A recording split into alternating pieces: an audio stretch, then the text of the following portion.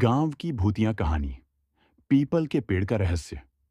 राजस्थान के एक छोटे से गांव में एक पीपल का पेड़ था जिसे लोग श्रापित मानते थे। कहते थे कि वहां रात में कोई भी जाता तो वापस नहीं आता। गांव के बुजुर्गों का मानना था कि इस पेड़ के नीचे एक आत्मा का वास था जो रात में अकेले घूमने वालों को अपनी गिरफ्त में ले लेती थी। एक बार गांव में रमेश नाम का एक युवक आया। वह पढ़ा लिखा था और इन बातों पर विश्वास नहीं करता था। गांव वालों ने उसे कई बार चेतावनी दी, पर उसने मजाक में उड़ा दिया। एक रात हिम्मत दिखाने के लिए वह अकेला उस पीपल के पेड़ के पास चला गया। जैसे ही उसने पेड़ के पास कदम रखा, हवा अचानक ठंडी हो गई। पेड़ की पत्तियां सरसराने लगीं और ऐसा लगा जैसे कोई धीमे धीमे उसके कानों में फुसफुसा रहा हो।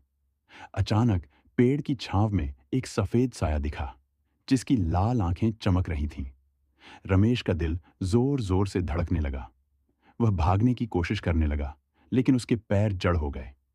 वह चीखना चाहता था, मगर आवाज गले में ही अटक गई। तभी गांव के एक बुजुर्ग साधु वहां आए और मंत्रों का जाप करने लगे।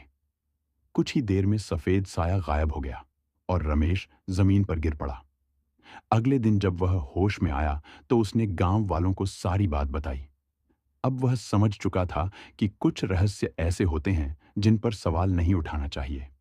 गांव वालों ने उस पेड़ के पास एक मंदिर बना दिया और उसके बाद से वहां कोई अनहोनी नहीं हुई।